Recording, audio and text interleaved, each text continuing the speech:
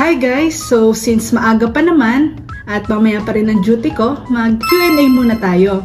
At ang dami na rin nga nagtatanong sa comment section na recently lang kasi nagkaroon ako ng experience sa history taking at physical examination sa isang patient.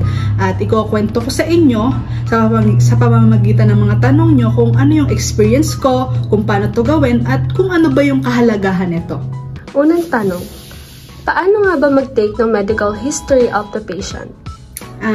Unang-una, dapat pinapakita natin sa pasyente natin na iginagalang natin sila at yung sinasabi nila para mas maniwala sila na lahat ng makukuha nating impormasyon sa kanila ay magiging confidential lamang. Kamusta naman ang interview mo? Face-to-face ba ito or online interview? Based doon sa experience ko at sa mas alam kong mas maganda yung face-to-face na interview with patient. Kasi doon mas maiintindihan nila at ma-assess mo yung patient kung paano nila sinasagot yung mga tanong dahil maaari silang magsinungaling or maaaring meron silang hindi naiintindihan kung true online lamang. Tapos, kapag nagsimula na tayong mag-interview, dapat hindi ito dire-diretso dahil maaring ma-confuse ang patient at hindi sila mag-comply sa mga tinatanong natin. Sa pagtatanong ng anong pangalan, edad, saan nakatira yung pasyente, dapat maramdaman nila na magaan yung pakiramdam nila sa atin upang masabi nila yung mga tamang impormasyon na kailangan nating malaman sa kanila. So, paano nga ba kumuha ng chief complaint? So, bilang isang nurse, ire-record muna natin kung ano yung mismong manggagaling sa sasabihin ng pasyente natin. At tsaka natin siya mas i-detailed at sasamahan natin siya ng tinatawag nating CLITEA or yung tinatawag nating character or kung anong uri ba ng sakit ang nararamdaman, then yung location kung saan masakit, and then intensity kung gaano kasakit, timing kung kailan at gaano katagal, and then yung A naman, aggravating factors, yung mga nagpapalala na sakit, and A pa na isa ay alleviating factors or yung mga nagpapagaan. Then, dadagdagan natin ng course or yung paglalarawan kung paano nabago ang sintomas sa paglipas ng panahon. So, ito, example to dun sa experience ko. So, ang C, ang pain ay na-describe as sharp, similar to being poked in the knee. Kasi yung patient ko ay nagkaroon ng surgery last week sa kanyang knee. And then L location, nakakaramdam siya ng sakit sa left leg, same area. And then I, nirate niya ng 7/10 kung gaano ito kasakit. Then T, intermittent kasi mas madalas at intense after ang matagal na pagtayo niya sa trabaho. And then A, yung aggravating factors, ano yung nagpapalala?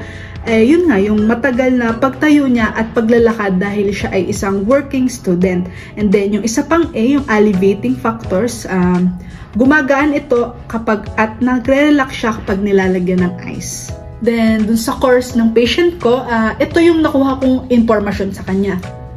So, nagsimula ang pananakit matapos ang operasyon sa kanyang kaliwang tuhod noong nakaraang linggo. Noong una ay banayad lamang, ngunit sa mga nakalipas na araw ay nagiging mas masakit daw. Lalo na kapag matagal na nakatayo o naglalakad. Wala namang bagong injury, pero napapansin talaga niya ng pasyente ko na mas lumalala ang sakit kapag mas nilalakad niya or hindi siya nakakapagpahinga. Then, after ng pinakamahalaga, yung chief complaint, kailangan nating i-assess or itanong, kamustahin ang current status ng ating pasyente. Paano naman itanong yung mga past health maintenance? So, sa past health maintenance naman, itatanong natin yung mga childhood diseases na kung nagkaroon na ba yung pasyente natin. So, based dun sa patient ko, wala pa siya kahit chickenpox, hindi pa siya nagkaroon ng bata pa siya. Then, itatanong din natin kung may allergy sila sa kahit sa pagkain or kung saan, or pwede din kung may allergy sila sa gamot. So, based sa patient ko, may allergy siya sa gabok or yung dust. Then, tatanong din natin syempre kung may previous surgery, at katulad nga nung patient ko, nagkaroon siya ng history ng previous surgery last week lang, at itatanong natin kung anong klaseng surgery. So yung patient ko nga sa left knee, and then itatanong din natin kung ano yung mga vaccine na meron sila at kung anong date sila nagpa-vaccine nun. Then kung last hospitalization, kung kailan sila na hospital, at kung may mga naging malubhang karamdaman, aksidente, at kung ang pasyente ba natin ay buntis. And pagkatapos nun ay yung family history naman. Kailangan malaman natin kung ang kalagayan din ng pamilya ng ating pasyente. Kung healthy ba or kung may namatay na, at itatanong din natin ang cause of death nito. So dito sa pag-take ng family history, itatanong natin ang previous disease ng pamilya, kung may lahi ba ng diabetes, cancer, hypertension, mental illness, o kahit ano pang diseases. Itatanong natin yun sa pasyente natin at ire-record natin. Bakit nga ba ito mahalaga? Ito kasi ay nagbibigay impormasyon na baka kasi may naman na tayong sakit, at makakatulong din ito sa mga healthcare provider para malaman ng patient natin kung saan sila at risk at ano ang tamang paggamot at pagpayo sa kanila. Itong review of system, ang haba-haba nito, paano ba siya gawin? Mahaba talaga ito, pero mas mapapaikli natin ito kung itatanong natin sa pasyente natin na ang kanyang pangkalatang kalusugan.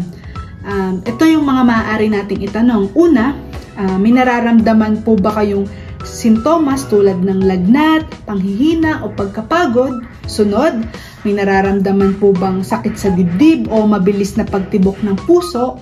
And pangatlo, nahihirapan po ba kayong huminga o may ubo? Then sunod, may problema po ba sa pagdumi, pagsusuka o pananakit ng tiyan? The next, may pananakit po ba sa inyong mga kasukasuan o kalamnan? And the next, may nararamdaman po bang pagkahilo, pagkamanhid o panghina sa mga braso at binti? At kung wala naman sa lahat, na-assess na natin lahat, itatanong natin, may iba po ba kayong nararamdaman na hindi nabanggit? At doon ay ipapahayag na ng patient kung saan pa sila may nararamdamang sakit. At doon malalaman natin kung may iba pa ba silang nararamdaman, at malalaman natin kung ano pa ang mga dapat nating i-assess sa kanila. Kamusta naman yung experience mo sa physical examination? Mahaba din siya, pero siguro mas napaikli ko siya nung sinimulan ko siya sa proper na kung paanong pagtatanong. Kaya sinimulan ko siya sa general appearance ng ating patient or general survey. So una, tatanong natin yung i-assess natin yung level of consciousness ng ating patient, yung kanyang coherence, at yung general appearance ng patient, then yung kanyang grooming, and then anong klaseng development ba ang meron siya, kung endomorph, mesomorph, or ectomorph. Then sa nutrition naman, kung siya ba ay well-nourished, obese, malnourished. Then next, i-assess din natin yung kanyang emotional state, kung siya ba ay calm, restless, worried, tense. And then next, i-assess natin yung gait or yung kung normal ba yung uri ng kanyang paglalakad o hindi. Then next, i-examine din natin kung ano yung vital signs ng ating pasyente. Then anthropometrics or yung dito kabilang yung height and weight ng patient natin. Kukuhanin natin ang kanyang height in cm, weight in kilograms, and then i-estimate natin ang kanyang BMI. At dito, natutunan ko na sa pagkuha ng BMI, ma-assess natin kung ang patient natin ay underweight, kung ang result ay less than 18.5, then normal weight ang patient kung nasa range ng 18.5 to 24.9, and then overweight naman ang patient natin kung nasa range ng 25 to 29.9, and then ang patient natin ay merong obesity kapag ang BMI niya ay 30 or greater. So since ang patient ko ay may height na 160 cm at weight na 51 kg, so lumabas na ang kanyang BMI ay 19.9 na pumatak naman sa normal weight. Ano naman ang pag-assess sa iba't ibang parte ng katawan? So, doon medyo mahaba din ito pero kailangan i-assess natin siya isa-isa. Simulatin sa skin, sa eyes, sa head, sa ears, sa nose, sa mouth, sa throat, sa neck, sa breast, sa chest and lungs, sa kanyang cardiovascular, abdomen, and genitalia. So, ang technique lang dito, kung saan ka may napansin na part na kakaiba, dun ka magfo-focus. Pero, kailangan i-assess mo pa din siya isa-isa at kung ano yung napansin mo, ino-note mo siya sa kanyang physical examination. Katulad na lamang ng halimbawa, yung eyes niya hindi symmetrical, yung may mga nakatabing sa kanya or may napansin ka talagang kakaiba na kulay ng skin, kulay ng eyes, na kahit ano, basta kung ano yung ma-assess mo sa patient mo, ino-note mo doon sa physical exam ng iba't ibang parte ng katawan. Then, dun sa mouth, pwede din nating i-note kung ang patient ba natin ay naka-braces. Pwede din natin yung ilagay since yung patient ko ay naka-brace, ni-note ko din siya. Then, i-assess din natin yung throat, yung neck, yung breast. Ipapalpate natin kung halimbawa something may bukol, ino-note natin siya.